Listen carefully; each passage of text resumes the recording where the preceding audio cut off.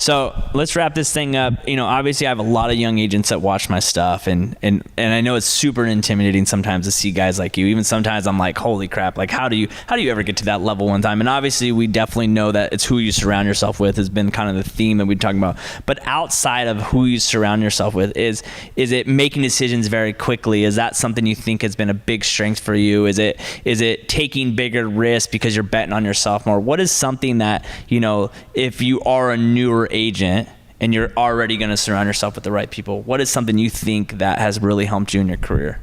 I won't steal yours because I know the one you want to say. So I won't steal it from you. Yeah. Go for it. I mean, the biggest thing for me is to set a goal of what I want and set a true intention and truly believe it up here. Mm-hmm. I think too many people want something, but they don't actually believe they can have it.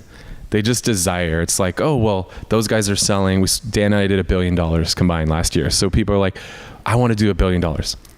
Do you want it, or do you actually truly intend to do it? I don't think people realize what it takes to get to that point. And are you willing to do what it takes to get there? I think far too often people just have a want, but they're not truly committed to doing what it takes. And the thing that I think I've done really, really well over my career is just set an intention. Like, I am going to be one of the best short sale agents in San Diego, and I'm going to do whatever I need to do to get there, and I'm going to build the plan to make it happen. Or, I mean, there's accounts like getting in with Zillow Flex. Like, if you want Flex, then put a plan in place of how you're going to go get Zillow Flex or Veterans United or Opcity or any of these big accounts. Like, that's one of the ways a lot of us are growing our business massively right now. Like, if you want that account, don't just want that account. Like, truly commit to wanting that account and doing exactly what you need to do to get it. And then the thing that we do very well is we crowdsource information. So now it's like, if I want to get, like, I have a new thing that I want to go after, and I'm going to get it. I know that. Like, I truly believe that 100%. Do I know exactly how I'm going to get there yet? No.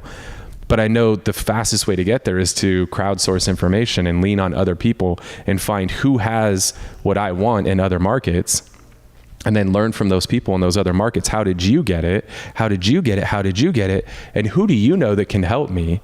And so by leveraging other people's experience and other people's connection, that's going to help me build the path to get what I want.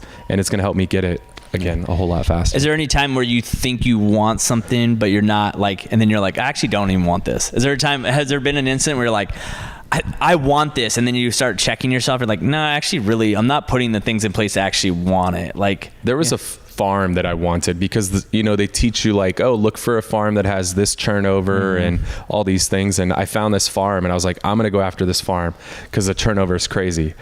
I never sold a house on that farm.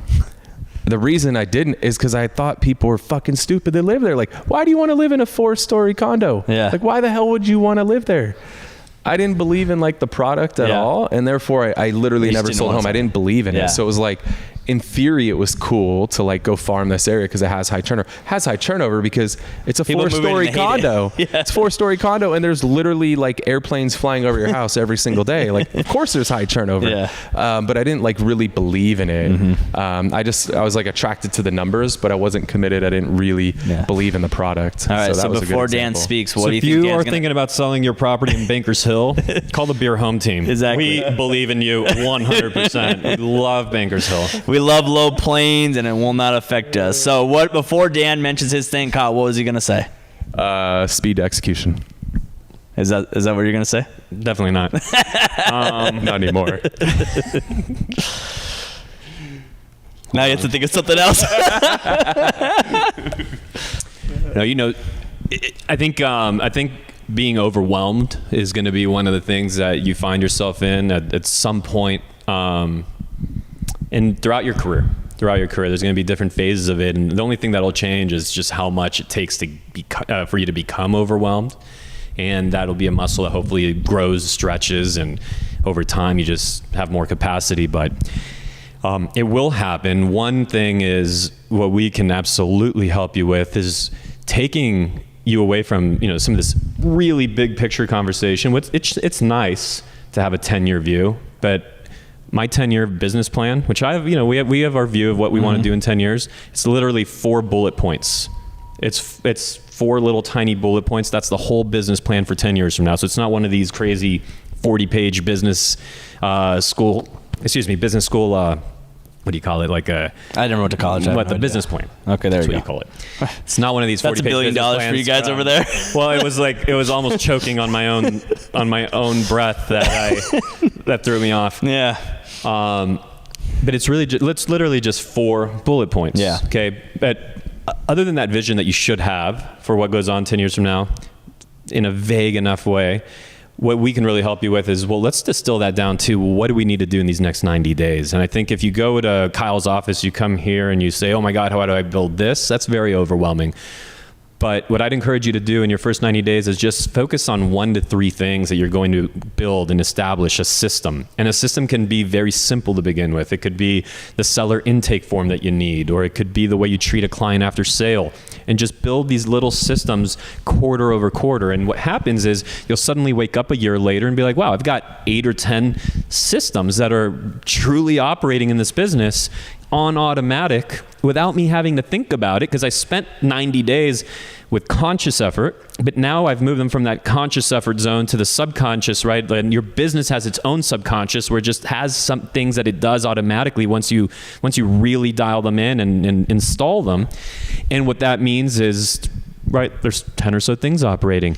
And then there's the next quarter and the next quarter. And what you'll find is that you'll start to get this, what in the book Good to Great is called the flywheel effect. And you'll start getting momentum. You know, people think about like a snowball. You'll start building momentum. So suddenly you'll have maybe someone that works in your business with you, and that person has 1 or 2 things or 3 things quarter over quarter, year over year. So suddenly you wake up that next year and there's 20 little systems that are operating your business. And so it'll go. And then one day you wake up and it might resemble something like this, but we can help you understand, let's just remove all the overwhelm. And what do we just need to do in these 90 days? And that's what we're really good at working with agents with. You see people in the fast forward movement just growing gloriously. But that's because we take this and just, hey, here's what we need to focus on.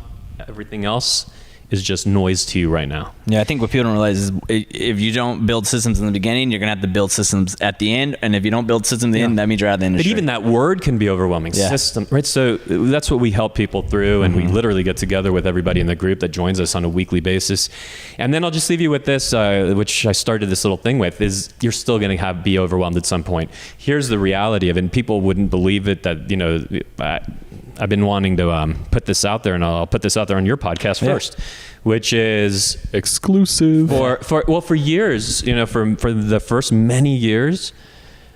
Someone asked me recently, one of the guys in our group, Dave Arnson, he asked me, hey Dan, do you ever just get like frozen, scared? Like, are you ever scared? Doesn't look like you're scared at anybody.